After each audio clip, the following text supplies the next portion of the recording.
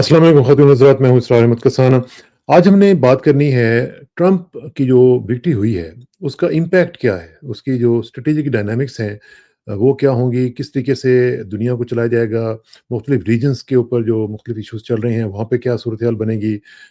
India के हवाले से क्या सूरत-ए-हाल बनेगी? फिर रीजन जो हमारा है साउथ एशिया का, उसके ऊपर उसका क्या इम्पैक्ट आएगा? मिडल ईस्ट में क्या होगा? यूरोप में क्या हो रहा है? यूक्रेन वॉर का क्या बनेगा? गज़ा का क्या बनेगा? ये सब चीज़ें जो हैं, इसका थोड़ा-सा जायज़ा लेने की कोशिश करते हैं और मैं बहुत ही खुश हूँ आज और बहुत ही मेरी आप समझ लें कि I am honoured to have professor Anuradha Chinoy साहिबा, जो कि बहुत ही प्रोमिनेंट प्रोफेसर हैं इंडिया से और वो हमारे साथ जॉइन कर चुकी हुई हैं। उनसे ज़रा बात करेंगे, उनसे सीखने की कोशिश करेंगे कि इस वक़्त वहाँ पे क्या सूरत-ए-हाल चल रही है और इंडिया में इस को किस तरह देखा जा रहा है। Here comes professor Anuradha Chinoy साहिबा। गुड मॉर्निंग जी, कैसी हैं जी आप? Good morning. ठीक है जी। ठीक-ठाक है। Thank you very much for joining me जी। अनु जी, एक चीज़ मुझे बताइएगा कि जब आपको ये पता चला कि ट्रंप जीत गया है, तो कमला हैरिस जो थी वो हार गई हैं, तो आपका फर्स्ट रिएक्शन क्या था? ऐसे था कि मेरा खुद पर्सनल तो I was happy that Kamala was given a lesson क्योंकि वो और Biden they were responsible for the genocide in Gaza. हुँ, हुँ, जो यहाँ के प्रोग्रेसिव लोग हैं उनको बहुत लग रहा था इन 4 साल जो इन्होंने तबाही की है मिडल ईस्ट की हुँ, पॉलिसीज़ लेके। और इज़राइल को ऐसे सपोर्ट किया है, सीज़ फायर को बिल्कुल आने नहीं दिया है, जैसे इज़राइल कर रहा था और जेनोसाइड को इग्नोर किया है और हुँ, अपने स्टूडेंट्स को रोका है जब वो डेमोन्स्ट्रेट कर रहे थे। और ये भी लग रहा था कि वहाँ की इकोनॉमिक पॉलिसीज़ जो इन्फ्लेशन है और जिस तरीके की बिल्कुल स्पेंडिंग है एक्सटर्नल वॉर्स पे, हुँ, वो हद से ज़्यादा होती जा रही है। हाँ, और दूसरी बात है कि जो डेमोक्रेट्स हैं वो अपनी जो उनकी बेस है, डेमोक्रेट्स की बेस है कोalition ऑफ और working class. Hmm, कोalition of minorities मतलब अरब्स भी हैं, Indian community, Pakistani community, Latinos, हाँ, ये मिल-जुला के एशियन अमेरिकन्स, लैटिनो वर्कर्स, उन सबको वो भूल गए और बिलियनेयर क्लास को देखते रहे। हुँ, तो लोग उनसे खफा हो गए और इसीलिए ट्रम्प आया। ये नहीं कि ट्रम्प का जो पहला एक्सपीरियंस था वो एक बहुत ही अनप्रेडिक्टेबल, जी हाँ, इर्रेगुलर बंदा है। लेकिन वहाँ की चॉइस ही ऐसी थी और अमेरिकन सिस्टम ही ऐसा है कि जो थर्ड कैंडिडेट छोड़ सकते हैं, जैसे जिल स्टाइन हाँ, थी, जी स्टैंड हाँ, उनको तो बैलेट पे ही नहीं आने देते, बैलेट पेपर पे ही नहीं आने देते कई नहीं आने स्टेट्स।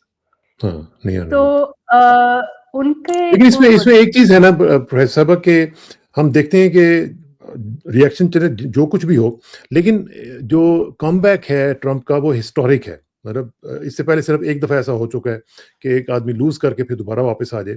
ये जो सूरत-ए-हाल है और फिर उसकी जो अपनी पर्सनैलिटी के ट्रेट्स हैं, ट्रांज़ैक्शनल लीडर भी है, साथ-साथ मर्क्यूरियल भी है।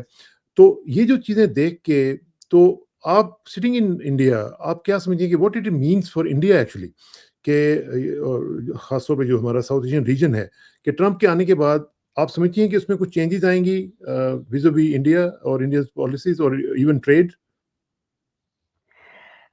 इंडियन जनरली तो बहुत खुश है कि ट्रम्प आया है। उसकी कई वजह है। एक तो इंडिया को लगता है कि जियो स्ट्रैटेजिकली ये इंडिया के लिए एक बहुत अच्छा मौका है, इंटरनेशनल मौका। एक तो एक मल्टीपोलैरिटी है, जी हाँ, दूसरा ट्रम्प काफ़ी प्रो इंडियन है। क्योंकि वो बहुत चाइना कंप्लीट एंटी चाइना है, जो हम लोग स्टेटमेंट्स देख रहे थे उसके पहले 4 जी, साल। हर वक्त कोविड को it's a China problem, China पे टैरिफ्स, चाइना से इंडस्ट्रीज बाहर जाएं, अगर चाइना का थ्रेट, और रूस से वो कुछ ज़रा दोस्ती फ्रेंडशिप रखता है। बनाना चाहता है।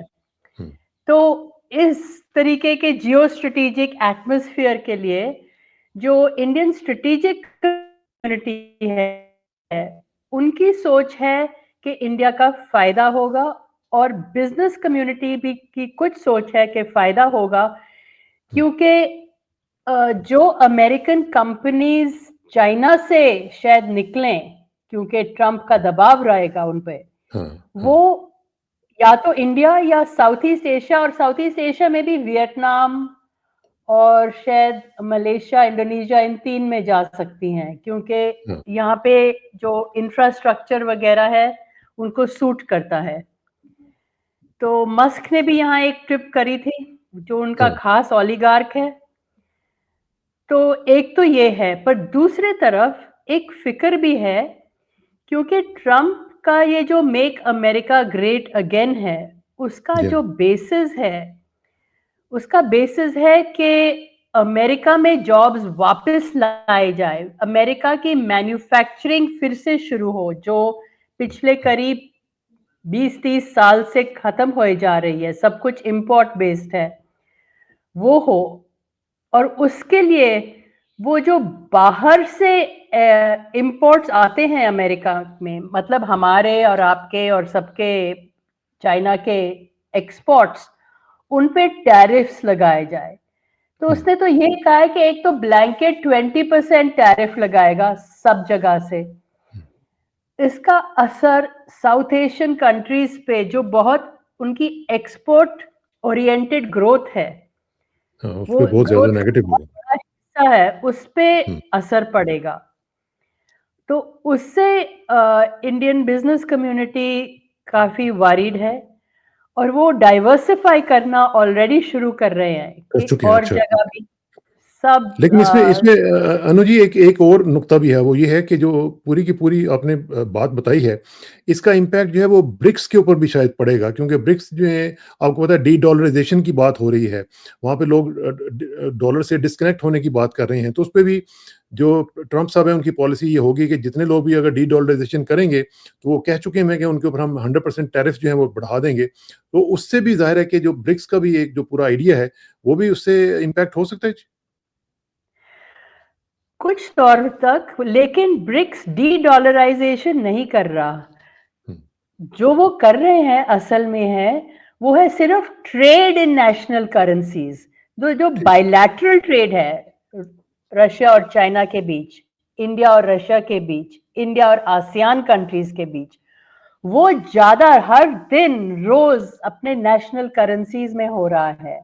हुँ, लेकिन जो फाइनेंशियल स्ट्रक्चर है इंटरनेशनल, वो ट्रेड सिर्फ नहीं है, हुँ, उसमें इन्वेस्टमेंट्स हैं, बॉन्ड्स हैं, स्ट्रेटेजिक रिजर्व है, करेंसी स्वैप्स हैं।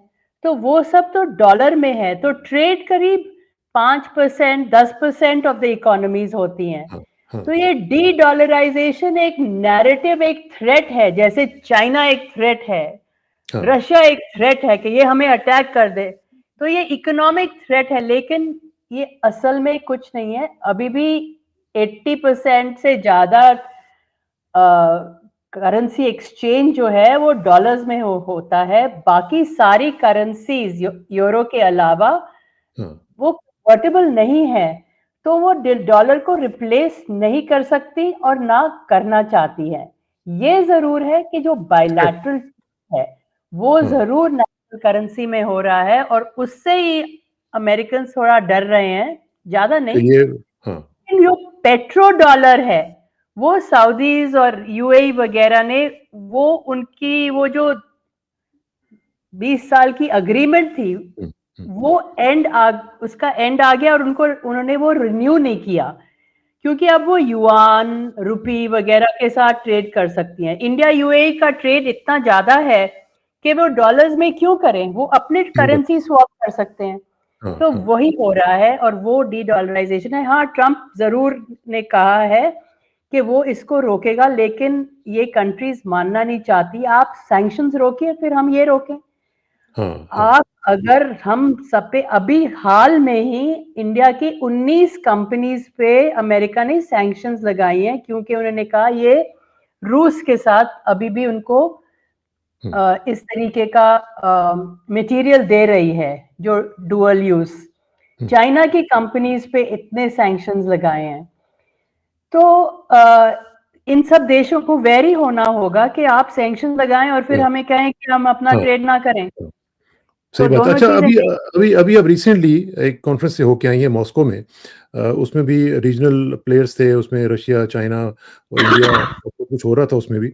तो ये मैं बाकी चीज़ें मैं आपसे पूछता हूँ ट्रंप के बारे में, लेकिन जो वो कौन अभी आपने चूँकि रूस का ज़िक्र किया तो मुझे याद आ गया कि मैं आपसे पूछ लूँ कि वहाँ पे क्या हुआ? किस तरीके से मामलात जो वहाँ पे हुए, और उसमें मैंने सुना है कि वहाँ पे चाइना के हवाले से भी जो बात हुई, चाइना ने भी एश्योरेंसेस वगैरह दी और उन्होंने कहा कि रूस ने भी ये चाहा कि ये इंडिया और चाइना के जो मामलात हैं उनको ठीक किया जाए। और उसके थोड़े ही दिनों के बाद हमने देखा कि जो बॉर्डर इश्यू है चाइना के साथ इंडिया का, वो भी रिज़ॉल्व हो गया। तो ये कुछ आप लोग जाके वहाँ पे उनको आपने कुछ रोल प्ले किया या वैसे ही कॉन्फ्रेंस का असर हुआ उनके ऊपर? हमारी कॉन्फ्रेंस का कोई असर नहीं हुआ था। वो एक एकेडमिक कॉन्फ्रेंस थी, पर वहां पे अच्छा, पता चल जाता है चाइनीज माइंडसेट। मूड क्या है रूस उनका? तो बहुत कीन है बहुत सालों से कि इंडिया और चाइना में बने, और ये ओरिजिनल ट्रायंगल है, रिक, रशिया इंडिया हाँ, चाइना, हाँ, जो हाँ। कायम नहीं हुआ था तो ब्रिक बना। हुँ, तो ये असली बात है। और इसमें 2020 से इंडिया और चाइना के रिलेशंस काफी बिगड़े, क्योंकि चाइना ने गलवान वगैरह 2018 भी। में हमारा एक नेगोशिएशन हुई थी कि बॉर्डर पे बफर रहेगा और हुँ, दोनों साइड्स थोड़ा दूर रहेंगी। लेकिन 2020 में चाइना ने करीब 50,000 ट्रूप्स बिल्कुल अपने बॉर्डर, जो डिस्प्यूटेड बॉर्डर है, वहां भेज दी। हुँ, तो इंडिया ने भी भेज दी। फिर गालवान हुआ जहां हाँ, पे इंडियन सोल्जर्स की डेथ हुई, दे वर किल्ड, मार्टर्ड। तो उससे रिलेशंस काफी बिगड़ गए और एक करीब से आइस कोल्ड बन गए। हुँ, चाहे ट्रेड पे इतना असर नहीं हुआ, असर भी हुआ, नहीं तो ट्रेड और भी बढ़ता। पर उसके बाद, अब पहली बार 2020 के बाद, लेकिन इंडिया और चाइना ने एक बहुत स्मार्ट चीज करी, अमेरिका को इंटरवीन नहीं करने दिया हाँ, इस बायलैटरल इशू में। अगर वो आते तो कभी नहीं सुलझाते। हाँ, खुद उनकी कमांडर लेवल टॉक्स, करीब 40 कमांडर लेवल टॉक्स चलती रही। आप सोचिए, अब ये रुका नहीं ये 4 साल।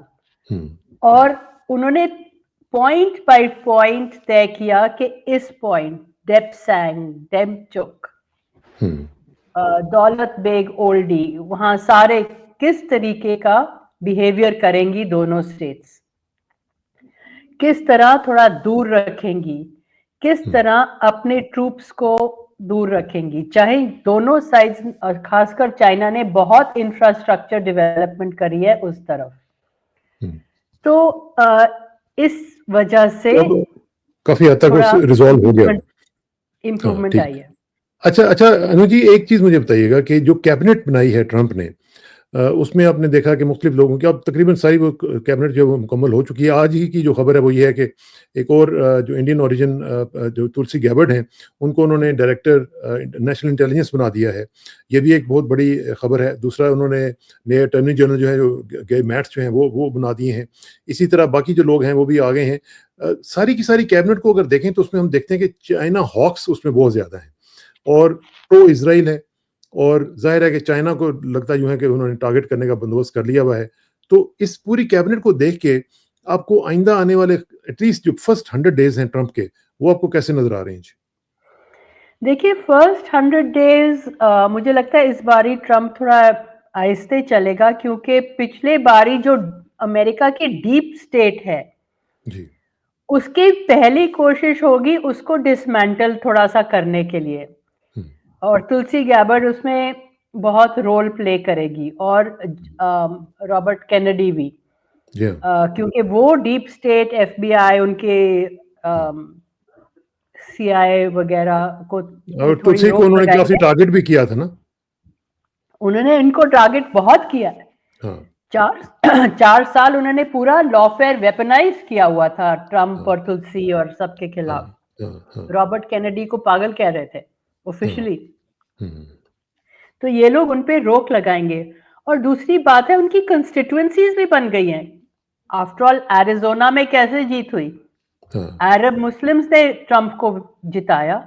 हाँ, तो वो थोड़ा धीरे चलेंगे, पर उनकी इज़राइल पॉलिसी बिल्कुल वैसी की वैसी होगी। इज़राइल को आर्म्स जाती रहेंगी, एड जाती रहेगी। जो स्टूडेंट्स हैं वहाँ पे, उनको तो उन्होंने लेबल कर दिया है कि ये टेररिस्ट हैं, क्योंकि ये इन्होंने प्रो पैलेस्टाइन डेमोन्स्ट्रेशंस किए हैं, हाँ, तो उन पे दबाव आएगा। पर ये सब मुझे लगता है अमेरिकन के ये जो ग्रुप्स हैं, ये लड़ने वाले हैं इनके। तो काफ़ी लड़ाई भी होगी बीच में। ये अच्छा, पोलराइज़ेशन जो है, ये खत्म हुँ, नहीं होने वाली। कुछ लोग जंप करके ट्रंप के साइड में आ जाएँगे, खासकर न्योकॉन्स, जो हुँ, अपने आप को परमानेंट स्टेट मानते हैं। जो भी हो, उनकी पॉलिसी ये रहनी चाहिए। पर वो न्योकॉन्स का थ्रेट एक्सपैंड हो गया था। Anti Russia, anti China, anti Iran, anti north हाँ, कोरिया। पर ट्रंप का थ्रेट इतना रशिया के साथ नहीं है, तो वो अपना थ्रेट परसेप्शन थोड़ा उनको बदलना होगा। पर चाइना पे फोकस काफ़ी होगा। हुँ, और ट्रेड वॉर्स शुरू हो जाएगी। ट्रंप असली वॉर में इंटरेस्टेड नहीं है, पर हुँ। ट्रेड वॉर ज़रूर हो सकती है, जिससे पूरी दुनिया पे असर हो सकता है। क्योंकि ये जो बात है, अभी आपने कहा कि वो ट्रम्प वॉर में इंटरेस्टेड नहीं है। लेकिन हमने देखा है कि लास्ट टाइम भी जब ये आए थे, तो उन्होंने लैटिन अमेरिका में काफ़ी डिस्टर्बेंसेस क्रिएट की थी, रेजिम्स को हिलाया था, डिस्टर्ब किया था। तो उस लिहाज से तो देखा जाए कि चलें वॉर उस तरह की नहीं, लेकिन ये मतलब स्टेबिलिटी भी नहीं होने देता ये। सही बात है। लैटिन अमेरिका में उनकी मनरो डॉक्ट्रिन जो हाँ, 18th सेंचुरी की है, हाँ, कि ये हमारा ज़ोन ऑफ इन्फ्लुएंस है, वो चलेगा। इसीलिए जो ब्रिक्स की आपने बात की थी, उसमें ब्राज़ील को वो हिला सकते हैं, हुँ, हुँ, जो ब्रिक्स का बहुत इम्पोर्टेंट हिस्सा है। हाँ, तो जो लूला है, उसको बहुत बैलेंस करना होगा कि हुँ, उसकी रिजीम को ना गिरा दें। अ, और ब्राज़ील वर्सेस वेनेजुएला खेल ऑलरेडी शुरू हो गया शुरू है। हो चुका है। हाँ, हाँ, हाँ, ब्राज़ील ने वेनेजुएला को ब्रिक्स से का पार्टनर कंट्री से रोक दिया था। हुँ। बाकी देशों ने कंसेंसस से यस किया था। तो हाँ, ट्रंप की डिस्टेबलाइजेशन लैटिन अमेरिका में कुछ देशों में ज़रूर होगी। लेकिन लेकिन गाज़ा पे लैटिन आप अमेरिका जी, भी जी गो अब अहेड। बदल गया है। सारे देश बदल गए हैं, पहले के जैसे कमज़ोर नहीं हैं। इसी हाँ, का तो मतलब है मल्टीपोलैरिटी। और चीन और रूस भी काफ़ी स्ट्रॉन्ग है। आप देख सकते हैं यूक्रेन की वॉर में, हुँ, जो रूस अब अमेरिकन प्रेस में आने लग गया है कि ये अब विक्टोरियस है। पूरे नेटो के इकोनॉमिक स्ट्रेंथ को इन्होंने हिला दिया है। हुँ, नेटो वेपन्स 32 कंट्रीज अपने वेपन्स यूक्रेन के पास भेज रही थी, पर रूस ने धीरे-धीरे, उनकी टैक्टिक्स वही रही जो हाँ, वर्ल्ड वॉर 2 में थी, बल्कि उससे इम्प्रूव्ड।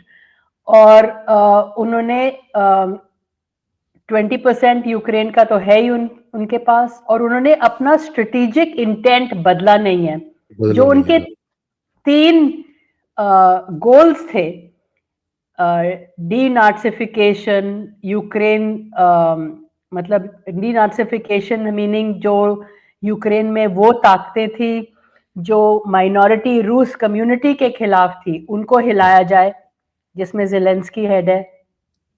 दूसरा, यूक्रेन एक न्यूट्रल कंट्री रहे। तीसरा, अगर आपने हमारे रूसी नस्ल के लोगों पे इतना हमला किया है, वो हमारे पास वापस आ जाए। तो डॉनबास पूरा इनके पास वापस आ गया।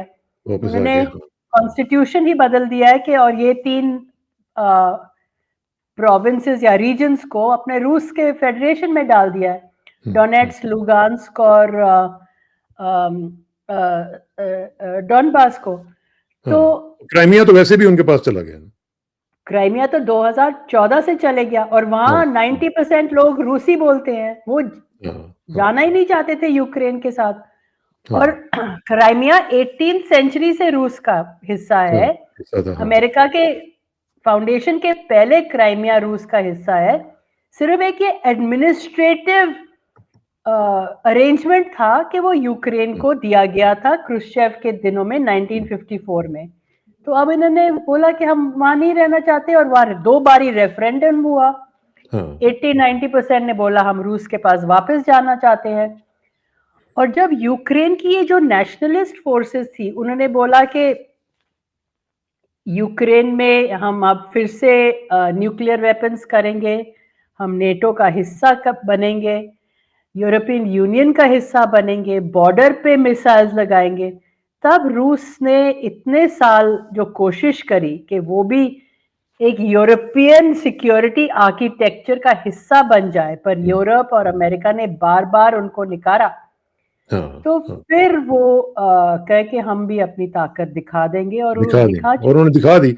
अच्छा, एक चीज़ दिखा ज़रा थोड़ा-सा मुझे ग़ज़ा के ऊपर मुझे आपसे समझना है कि अब क्या होने जा रहा है? क्योंकि मैं देख रहा था कि जो एमबीएस हैं, उन्होंने भी बाकायदा तौर पे ये कह दिया है कि जनाब हम जब तक फ़लस्तीनी रियासत नहीं बनेगी, हम नहीं मानेंगे इस पूरी सूरत-ए-हाल को। और उन्होंने ये भी कहा कि ईस्ट जेरूसलम जो है उसका कैपिटल होना चाहिए। हालाँकि आपको पता है कि ट्रंप जो है वो तो जेरूसलम दे चुके हुए हैं इज़राइल को। अच्छा, अब हम देख रहे हैं कि जो एमबीएस हैं उनके ताल्लुकात जो हैं वो ट्रंप की फैमिली के साथ और उनके साथ अच्छे हैं। लेकिन दूसरी तरफ हम देख रहे हैं कि जो उन्होंने अभी रिसेंटली एक स्टेटमेंट दी है ईरान के बारे में कि भाई ईरान के ऊपर कोई इस तरह की चीज़ नहीं होनी चाहिए। वो भी एक सरप्राइज़ थी यूएस एडमिनिस्ट्रेशन के लिए। और साथ ये भी मसला है कि चाइना के साथ भी उनकी बहुत ज़बरदस्त किस्म की रिलेशनशिप चल रही है। चाइना बहुत ज़बरदस्त इन्वेस्टमेंट्स वगैरह कर रहा है सऊदीया में।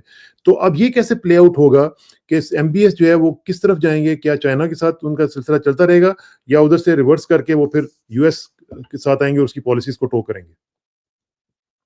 देखिए, यही तो मल्टीपोलैरिटी है जो यूएस नहीं मान रही। वो सोच रहे हैं कि हम लोग एक्सेप्शनलिज्म हो, एक्सेप्शनल स्टेट हो, हम पुलिसमैन हो दुनिया के, हमारे पास सबसे ज़्यादा वेपन्स हैं, हम सबसे बड़े सुपर पावर हैं।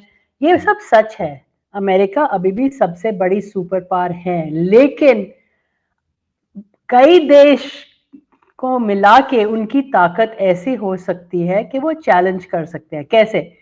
हुँ, चाइना के पास वो अब इकोनॉमिकली उनको चैलेंज कर रहे हैं। जी, उनकी चाहे अमेरिका की $37 ट्रिलियन इकोनॉमी है, इनकी $13 ट्रिलियन इकोनॉमी, हाँ, इंडिया की $4 ट्रिलियन इकोनॉमी, ऐसे ऐसे मिला के तो वो चैलेंज कर रहे हैं, टेक्नोलॉजी में चैलेंज कर रहे हैं, रूस उनको मिलिट्री में चैलेंज कर रहा है। हाँ, तो ये super power versus super power सिलसिला दो बाइपोलर नहीं है, हुँ, ये मल्टीपोलर मल्टीपल है। और चाइना और रूस को आप तंग करेंगे, उनके पास कई मेथड्स हैं। हुँ, जैसे चीन और रूस दोनों ने इकट्ठा होके ईरान और सऊदी के बीच में जी हाँ, फैसला करवाया है।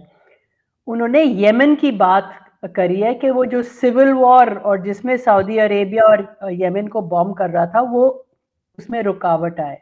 हाँ, वो मिडल ई रीज रूस तो मिडल ईस्ट का एक रीजनल पावर है। वो हुँ, कहीं 8,000 मील दूर से नहीं आ रहा, जैसे अमेरिका आ रहे हैं। जी हाँ, ये सारे यूरेशियन पावर्स हैं। आप मिडल ईस्ट बुलाएँ या इसको वेस्ट एशिया बुलाएँ, हम तो वेस्ट एशिया बुलाते हैं वेस्ट एशिया क्योंकि ये बुलाते हैं, हाँ, यूरेशिया का पास्ट है। हाँ, रूस और वेस्ट एशिया में ऑलमोस्ट बॉर्डर मिलता है अक्रॉस ब्लैक सी, कैस्पियन सी, जी हाँ, कॉकेसस से।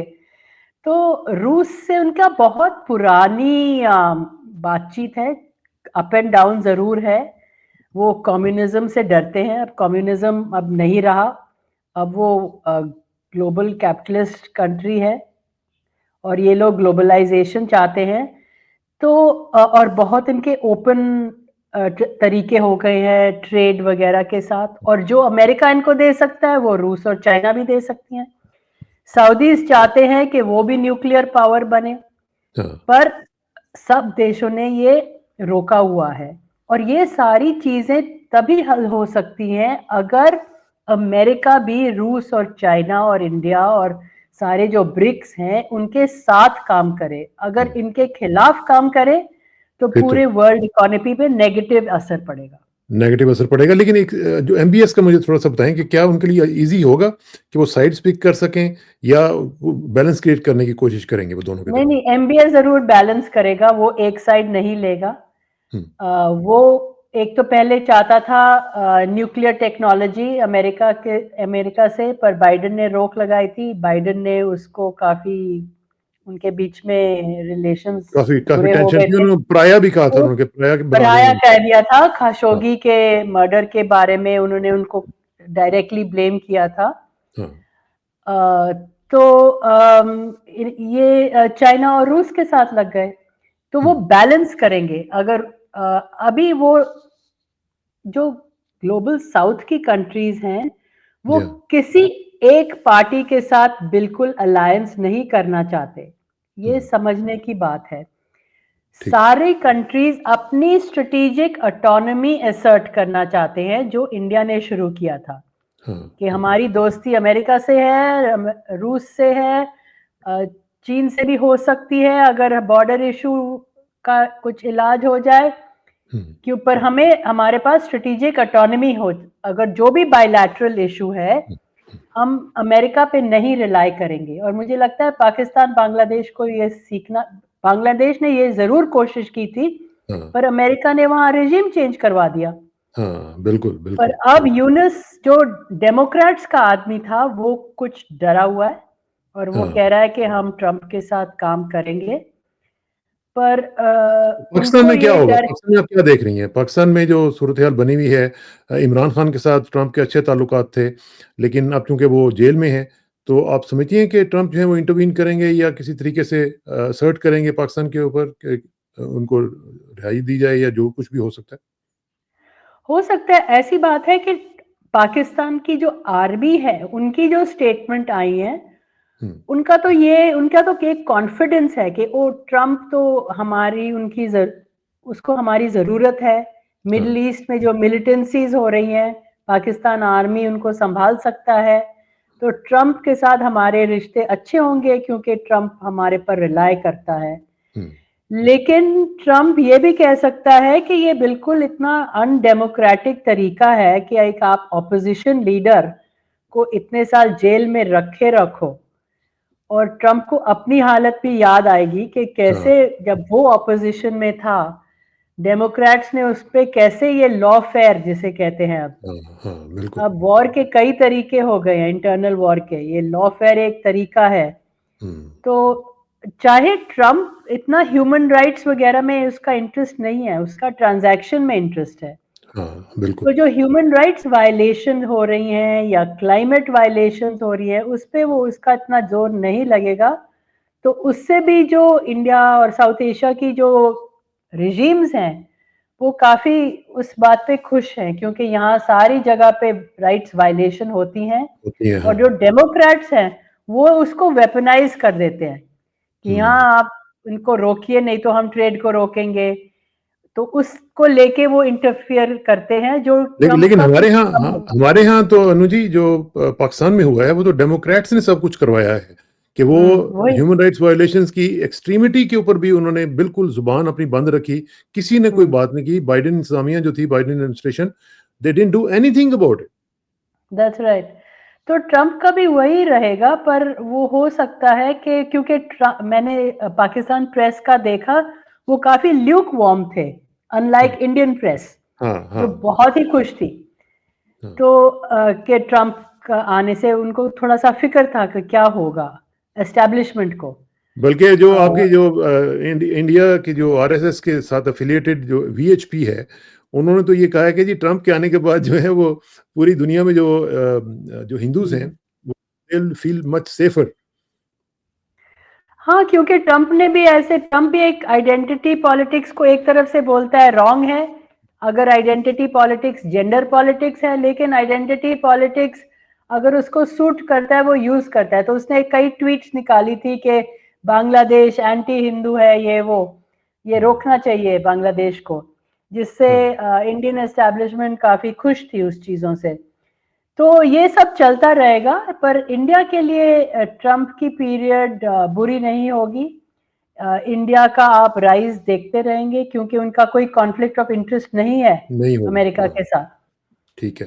तो लेकिन जो यही राइज़ है ऑफ कि वो कोई जो जो सैंक्शंस नहीं चाहते कोई। सैंक्शंस नहीं चाहते हैं, लेकिन जो जो अमेरिका के अंदर जो हो रहा है, जो हम देख रहे हैं कि राइज़ ऑफ राइट जो है अभी आपने न्यूकॉन्स का ज़िक्र किया था।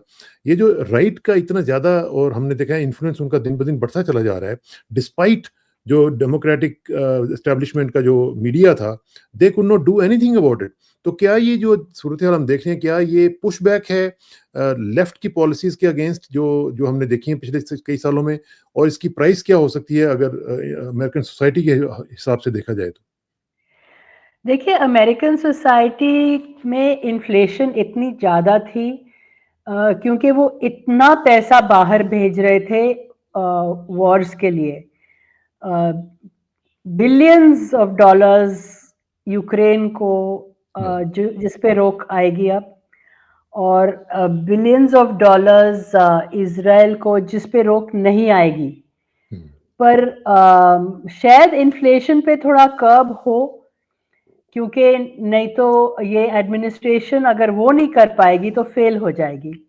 हुँ, लेकिन अगर आप टैरिफ्स बढ़ाओगे और मैन्युफैक्चरिंग को टाइम लगता है आने में, टैरिफ्स बढ़ाओगे इसका मतलब जो गुड्स बाहर से आ रहे हैं जिस पे अमेरिकन समाज एडिक्टेड है, उनका प्राइस बढ़ेगा तो इन्फ्लेशन बढ़ेगी। हाँ, तो और पोलराइजेशन तो बहुत है, पर लोग बदल भी सकते हैं कुछ देर के बाद। वो लोग ये भी कह सकते हैं कि आप इस तरीके की जो आखिर में अमेरिकन लेफ्ट जो थी, उन्होंने स्टूडेंट लोन्स भी माफ़ किए थे। हाँ, उन्होंने कुछ हद तक हाउसिंग के लिए कुछ ग्रांट्स दिए थे। जॉब्स बढ़े थे, अनएम्प्लॉयमेंट लो थी। तो ये चीज़ें जो वेलफेयर इश्यूज़ हैं, वो हुँ, रहने पड़ेंगे। अगर उस पे रोक लगा दी और प्योर कैपिटलिज़्म जो और प्योर बिज़नेस जो ट्रम्प कहता है वो आए, तो फिर ट्रम्प की पॉपुलैरिटी 100 डेज़ के बाद उनका डिक्लाइन शुरू हो डिक्लाइन जाएगा। शुरू हो लेकिन एक चीज़ मुझे बताइएगा कि जो उन्होंने ये कहा है अपनी शुरू की जो वीडियो उनकी आई थी उसमें उन्होंने कहा 10 पॉइंट एजेंडा दिया था, जिसमें उन्होंने कहा था कि वो टेक ऑन करेंगे डीप स्टेट को और जिसमें ज़ाहिर है कि वो इशारा कर रहे थे जनरल्स को भी और करप्शन की बात कर रहे थे, ब्यूरोक्रेट्स का भी बात कर रहे थे। इस तरह के जो लोग हैं उनको हम वहाँ से जो गवर्नमेंट है उसको एफिशिएंट बनाने की कोशिश करेंगे और लोगों को वहाँ से वाशिंगटन से वो स्वैम्प कहते हैं उसको हुँ, वहाँ से बाहर हुँ। निकालेंगे लोगों को। तो क्या आप समझती हैं कि ये फ्रॉम द वेरी बिगिनिंग उनका क्लैश शुरू हो जाएगा डीप स्टेट के साथ या सो कॉल्ड जो आर्मी है या जो भी उनके जो जनरल्स वगैरह हैं, कुछ इस तरह का क्लैश भी आप देखती हैं? हो सकता है? डीप स्टेट के साथ तो उनका तनाव चलेगा, ओपन क्लैश तो नहीं होगा, पर डीप स्टेट हर वक़्त वो इन्फॉर्मेशन फीड करती हैं बाहर। हुँ, सीआईए जैसे वॉशिंगटन पोस्ट को बता देगी कि आज ट्रम्प ने ये किया। हाँ, मस्क या ऑफिस में ज़ेलेंस्की के साथ बातचीत में लगे हुए हैं। हुँ, तो वो तो एक एक्स्ट्रा कॉन्स्टिट्यूशनल अथॉरिटी बन गए हैं। ऐसी हुँ, बातें वो निकालेंगी वॉशिंगटन पोस्ट हाँ, और न्यूयॉर्क टाइम्स में। जिससे वो ट्रम्प की रेपुटेशन डे 1 से वहाँ, तो इस तरीके का क्लैश ज़रूर चलेगा। लेकिन वो ये भी कोशिश करेंगी क्योंकि उनका भी तो बिज़नेस चलना होगा। वो भी नहीं हाँ, चाहती कि उनका बिज़नेस बंद हो। तो वो भी सडनली प्रो ट्रम्प हो सकते हैं। ये सारी जो मेन स्ट्रीम मीडिया है, वो हमेशा एस्टेब्लिशमेंट के साथ रहती है और वो ओवरनाइट बदल जाती हैं। और तो ट्रम्प तो एक बहुत तो बड़ा नार्सिसिस्ट है, तो उसको हाँ, वो प्रेज़ करना शुरू कर देंगी कि कितना ये अ, मतलब ये कितना गुड लुकिंग है और कितना अच्छा ये लगता है, हाँ, अच्छा, हाँ। ये वो तो होएगा। लेकिन लेकिन पर जो कमला की जो डिफीट हुई है, क्या हम कह सकते हैं कि America is still not ready for the women president, female president? नहीं, बल्कि विमेन के खिलाफ एक बैकलैश आ रहा है अमेरिका हुँ, में और दुनिया में। जो विमेन एम्पावरमेंट हुआ है, हाँ, तो क्यों आ रहा काफ़ी, है ये? क्योंकि उनको जब इकोनॉमिक प्रॉब्लम्स होती हैं, वो इतने साल तो जो मेल्स थे उन्होंने डोमिनेट किया था। अब हाँ, उनको विमेन के साथ कम्पीट करना पड़ता है। माइग्रेंट्स को तो आप इजीली आइडेंटिफाई कर दो और ये बोलो ये अलग हैं, ये हुँ, हमारी नौकरियां ले रहे हैं। पर हाँ, विमेन तो उनकी शक्ल अकल हमारी जैसी है और वो कम्पीट काफी ज्यादा कर लेती हैं। तो अब जब उनकी जो अलग नीड्स होती हैं, उनके खिलाफ एक बैकलैश आ रहा है कि ये काबिल नहीं है, ये ज़्यादा छुट्टी ले लेती हैं, एक लाइफ वर्क बैलेंस होना चाहिए, उसके लिए हाँ, women should go back to cooking.